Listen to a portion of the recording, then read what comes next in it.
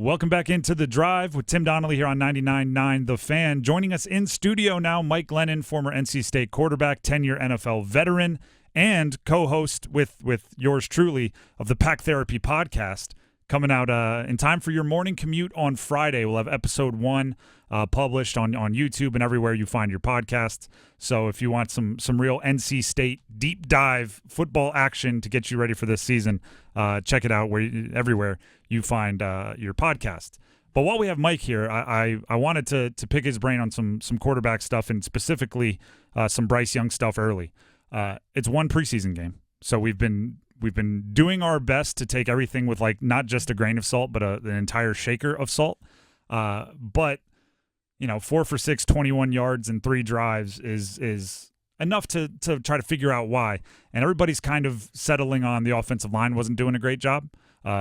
Even his first completion, which I thought was a pretty impressive read, he got hit pretty hard, which is not what you're hoping for.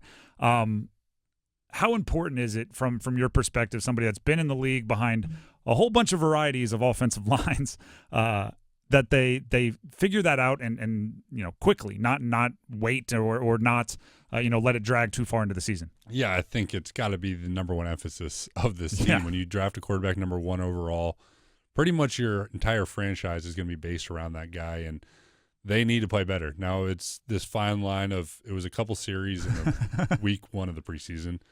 A month from now, this will be long forgotten. So I think that's what you kind of always have to think about in preseason games, whether it goes good or goes bad, is once the season gets started, no one remembers what happened in the preseason. It's yes and no, right? Because if it continues, then you do the best example of the preseason meaning absolutely nothing is Jamar Chase, his rookie year, when he dropped everything in the preseason. He was dropping screen passes, and then literally as soon as week 1 broke, he was one of the 3 best receivers physically in the game, and he was catching everything. But I mean, if you think about it, if he kept dropping passes and it became a big problem, we would have said, oh, remember in preseason he wasn't catching them either. So in order for everyone to forget about the struggles of the offensive line and be able for us to go, it was a couple series in the preseason, they have to fix it, right? Because if it's not fixed, then it's like, oh, the first showing of this massive problem was the first week of the preseason, which, new coach, new coordinator, all these things. You're a State guy. Ike Ekwonu last year was really, really good on the left side of that line at tackle. We saw a few times, including that first play, where he and the guard weren't on the same page, passing off stunts and things, and Bryce Young got hit. That could just be rust, but it could be them not picking up the offense as quickly.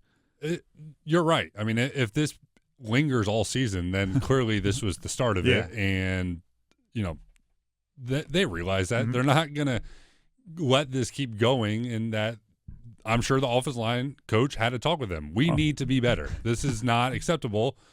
Our number 1 priority is you are to protect that number 1 draft pick, who, by the way, is a smaller guy. He can't be taking those hits, but it was week 1 of the preseason, and the Jets do have some good pass rushers. It's not like this was, they were going against, some no-name guys. Yeah. These were some real players, some first-round draft picks. I mean, sometimes it happens. I mean, there's really good pass rushers in the NFL, and that's why those defensive ends get paid so much money. That's why those tackles get paid so much money, is because it's one of the hardest positions in sports. It's a huge mismatch. There's a guy that's 6'6", 260 that runs a 4.5 going against a guy that's 320 pounds that runs a 5 flat. I mean, it's a big mismatch on the football field. So I think that they're down in Charlotte right now, making sure they stay on top of it. My hope is that a month from now, this will be long forgotten. Mike Glennon, former NC State quarterback, 10-year NFL veteran, joining us here in studio on The Drive. You bring up his size. Now, you're 6'7", whatever you are. I'm sure it was taken for granted almost by some of your teammates that you could take a hit and you could step into throws. From just a vibe or get the gist of the locker room, was it almost good that Bryce Young took a couple hits and popped up? I think it's good for him to just, you go from high school to college and you're like, wow, these guys hit harder. You go from college to pros and you're kind of wondering, are they that much bigger, faster, stronger, and then you kind of realize, no, I've been playing in the SEC for a while, and all those same pass rushers that we just talked about, I probably already played against. So for him, it was probably just a little bit like, I can take these hits. I can get up. The Georgia defensive line is the Eagles defensive line, right. So you've been going against them for a couple of years. Now it's a little bit different when you get hit a couple of times. You only play a couple of series, and you wake up the next day, and you might feel a little sore. I'm sure you remember the first time you get hit. Your body takes a little adjusting to get used to. That's what the preseason's for. Is that adrenaline wears off a little bit. I'm a little sore the next day, but when you play a full 4 quarters, your body's going to feel even different. So it's a long season in the NFL. Now they're up to 17 games. I mean, he's going to be he's going to have some Mondays and Tuesdays where he's not feeling great, and that might even linger into Wednesday. And this is just the start of it. And you know what I'm talking about. It feels good to get hit a little bit. It's kind of a weird thing, but it's like, I kind of needed that. It's been a while. It's been 6, 7, 8 months since I've been hit. I need to get used to this feeling again, because that's the reality of what I play, and that's what I do for a living. It's good to get hit a time or two, and then it's all right. I'm good. Yeah. And then I don't need to be time hit. Or two is good. Much more than that is like, okay, let's get this together. Let's keep another guy in protection here. Maybe a chip on number whatever, whoever's getting me. We're talking with Mike Glennon, former NC State quarterback, played in the NFL for a whole bunch of years. That wide receiver group, we actually on the Pack Therapy podcast, which we co-host. The first episode will be out in time for your morning commute on Friday. So State fans, be sure to check that out. We talked about with Brendan Armstrong, kind of maybe using a wide receiver by committee, or do you need that number one guy?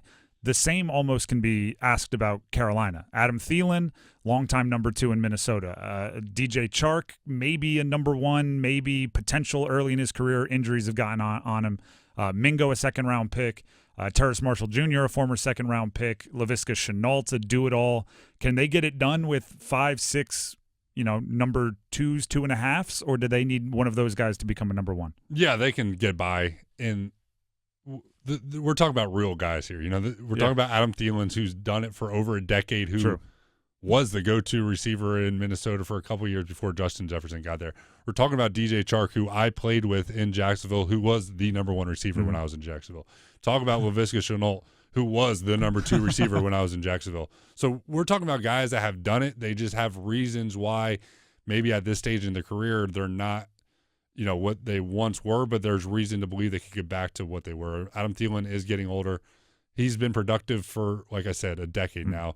DJ Chark's battled some injuries, went up to Detroit last year, again, was injured but played well. And, they draft a guy in the second round with a lot of upside. So in the NFL, those are some real guys that, maybe you don't have that Jamar Chase, but you have guys that can go out and get it done. Having played with Laviska Shenault, it's the Deebo Samuel role is what everyone that's observed the practices and been at camp is saying.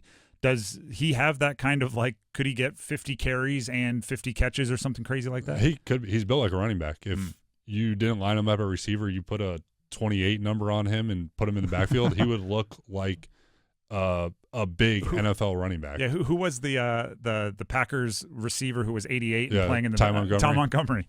Maybe it's not the Deebo Samuel role. Maybe it's the Percy Harvin, Ty Montgomery role. Right, he's the Cordero Patterson type. Number 84 lined up there at running back.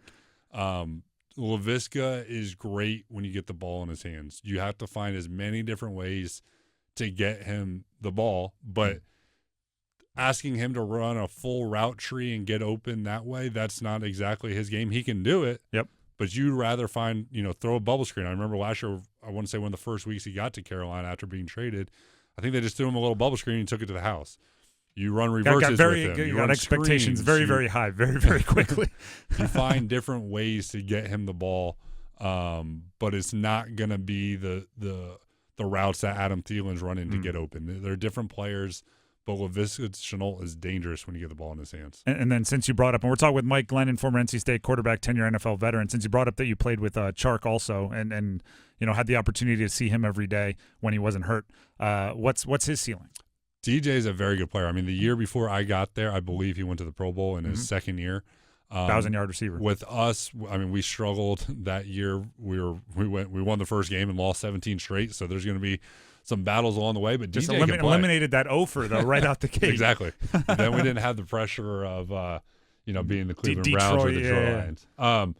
But DJ is a really good player. When I was with him, again, he was only in his third year in the league. I'm like, I see this guy can be a number one receiver. I don't know if he's that top 10 guy like some of the names we talked about, but he could be a legit number one. And since then, he's just battled a little injury. So if he could get back to being healthy and playing the level he was back in, I guess this was 2019, 2020, he's going to be a player that the Panther fans like. State fans, if you just heard 10 minutes with Mike Glennon and you're going, wait a second, he didn't talk about State, we can fix that for you, okay? We have the Pack Therapy podcast. It's myself and Mike breaking down the offense, the episode coming out this week for State. Pack Therapy podcast, it'll be out in time for Friday morning when you're driving to work. Check it out on YouTube. Check it out anywhere you find podcasts, and as well as WRALSportsFan.com. Mike, thanks for joining the show. Thanks for having me, Tim.